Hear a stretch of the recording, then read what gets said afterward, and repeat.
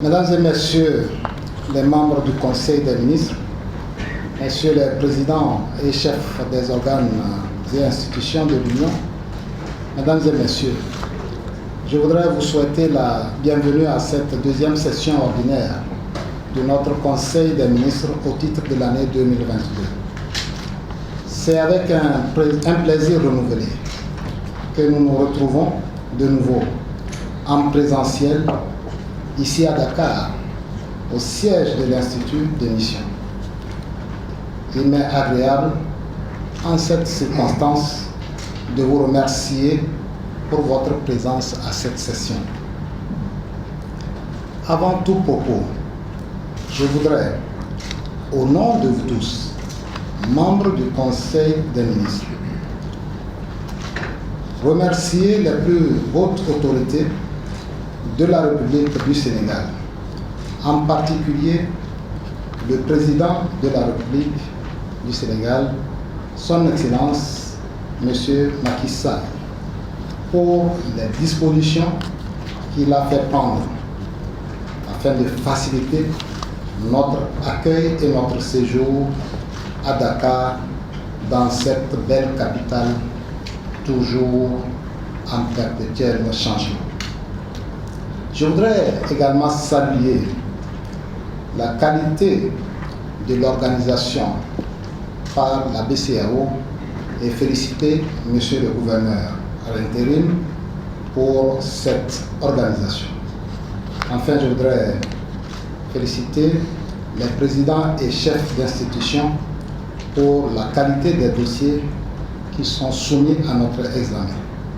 Mesdames et messieurs, la présente rencontre se tient dans un contexte de reprise progressive des activités économiques et sociales au sein de notre Union, avec la levée des mesures barrières que nous avait imposées la pandémie de la COVID-19. En effet, l'économie mondiale a renoué avec la croissance en 2021, après une contraction de 3,1% en 2020.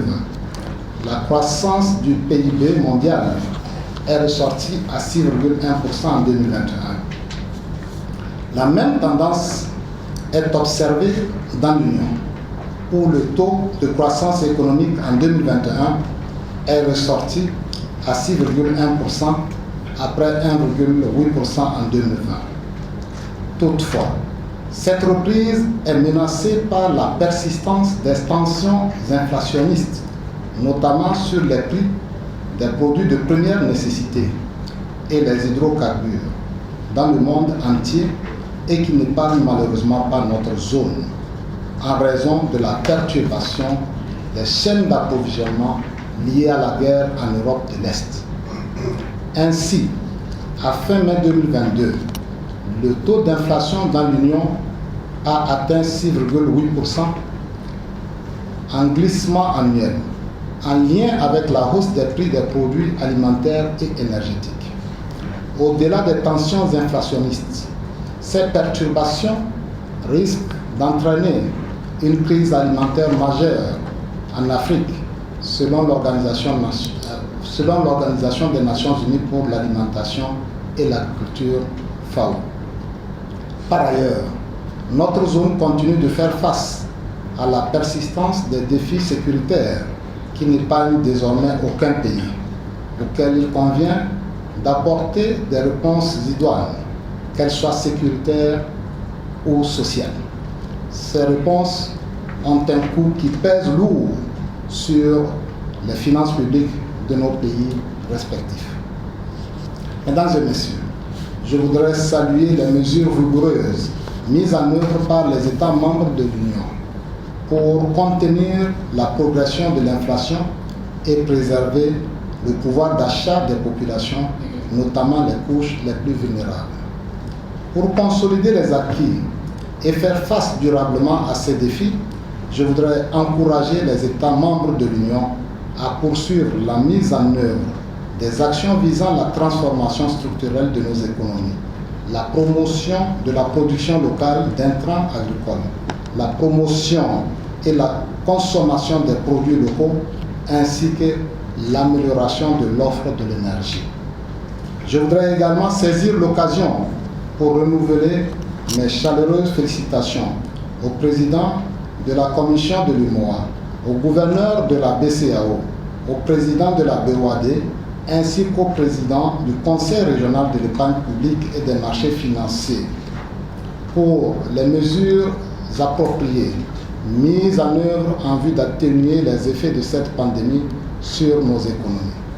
Je les encourage à poursuivre l'accompagnement de nos États. À ce stade de mon propos, et avant d'aborder l'ordre du jour de notre rencontre d'aujourd'hui, je voudrais rendre un vibrant hommage à M. Tchemoko Meïle Kone, ancien gouverneur de la BCEAO, nommé le 19 avril 2022, vice-président de la République de Côte d'Ivoire par son Excellence M. Alassane Ouattara, président de la République de Côte d'Ivoire. M. Kone a vécu une riche et brillante carrière à la BCEAO, couronnée en 2011 par sa désignation en qualité de gouverneur. À la tête de notre institut des missions communes, le gouverneur Kone a grandement contribué à assurer la crédibilité et l'efficacité de la politique monétaire ainsi que la résilience du secteur bancaire et financier de l'UMOA. Pour faire court, je dirais que nous nous devons des initiatives très opportunes. Pour faire court, je dirais que nous lui devons des initiatives très opportunes telles que la création de l'agence UMOA Titre, structure disposant d'une expertise avérée dans la levée des fonds sur les marchés financiers au bénéfice de nos États. La mise en place d'un dispositif de soutien au financement des PME-PMI qui constitue l'essentiel du tissu économique de nos États. La mise en œuvre d'une stratégie régionale d'inclusion financière, contribuant ainsi à améliorer substantiellement l'accès de nos populations aux services financiers de base. La promotion des bureaux d'information sur les crédits BIC, dont l'objectif est d'améliorer l'accès à des conditions favorables des populations et des PME-PMI au crédit bancaire. L'implémentation dans notre zone des normes de BAL 2 et BAL 3 et le renforcement de la supervision bancaire. Sous l'impulsion du gouverneur Kone, la BCEAO a pris un ensemble de mesures inédites et novatrices qui ont contribué à renforcer de manière significative la résilience économique et financière des pays de l'Union face à la crise sanitaire. Je voudrais insister sur l'accompagnement dont ont bénéficié les États dans la structuration et l'émission en 2020 des bons Covid-19. Cette initiative a permis à nos États de mobiliser d'importantes ressources au plus fort de la crise sanitaire, à des conditions très favorables, afin de faire face aux besoins urgents. Ensuite, en 2021, la BCEAO a encore soutenu les États dans la levée des ressources pour le financement de leur plan de relance économique, à travers la structuration et l'émission des bons de soutien et de résilience et des obligations de relance.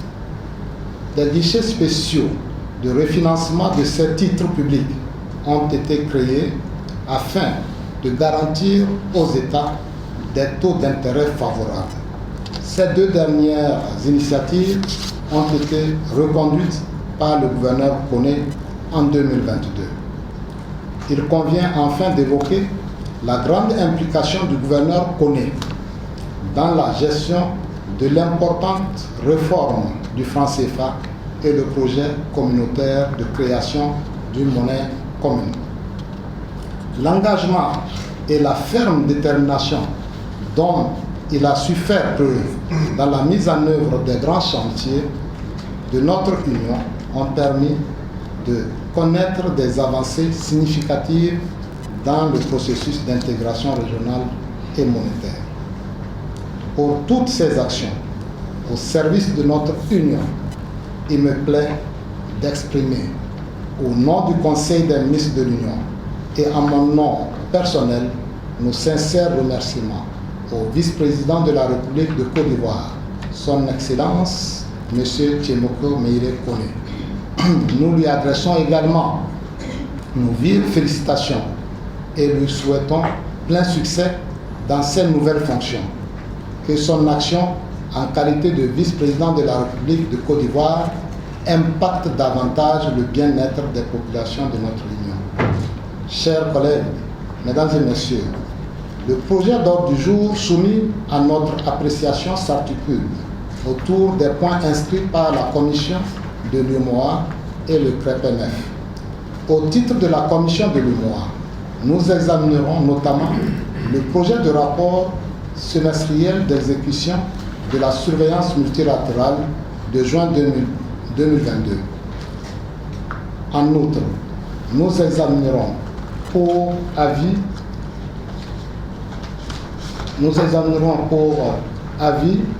une note sur l'état d'évolution des travaux du pacte de convergence. Par ailleurs, nous adopterons le projet de décision portant définition de l'agrégat de recettes fiscales dans les États membres de l'UMOA, le projet de décision portant définition et détermination du contenu de la masse salariale dans les États membres de l'UMOA, le projet de règlement relatif à l'harmonisation de la réglementation pharmaceutique dans les États membres de l'UMOA, le projet de décision portant adoption des lignes directrices relatives à la réglementation des dispositifs médicaux dans les États membres de l'UMOA, le projet de décision portant adoption des lignes directrices relatives à l'harmonisation de la réglementation des aliments destinés aux nourrissons et aux enfants en bas âge et des produits diététiques et de régime dans les États membres de l'UMOA, le projet de décision portant adoption du schéma type d'institutionnalisation du genre dans les États membres de l'Union. Enfin, 3 projets de règlement nous seront soumis pour adoption. Il s'agit du projet de règlement modifiant l'annexe numéro 02/97/CM/UMOA du 28 novembre 1997 portant adoption du tarif extérieur commun TEC de l'UMOA, basé sur la version 2022 du système harmonisé de désignation et de codification des marchandises.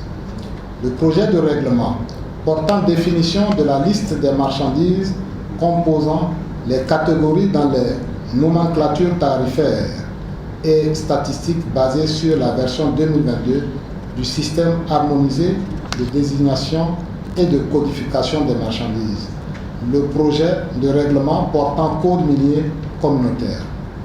Au titre du CREPMF, le Conseil se prononcera sur l'application des articles 3, 4, 5 de l'annexe à la Convention portant composition, organisation et fonctionnement du Conseil régional de l'épargne publique et des marchés financiers de l'UMOA. Nous adopterons ensuite le dispositif révisé des sanctions pécuniaires appliquées sur le marché financier régional de l'UMOA. Chers collègues, je sais pouvoir compter sur votre perspicacité habituelle pour un examen approfondi des questions qui nous sont soumises. Je voudrais achever mon propos en renouvelant mes remerciements appuyés aux membres du Conseil pour leur franche collaboration et leur disponibilité, ainsi qu'aux organes et institutions de l'Union pour la commodité de travail mise à notre disposition. Sur ces mots, je déclare ouverte la présente session ordinaire du Conseil des ministres de l'Union. Vive l'Union, vive le processus d'intégration régionale. Je vous remercie de votre aimable attention.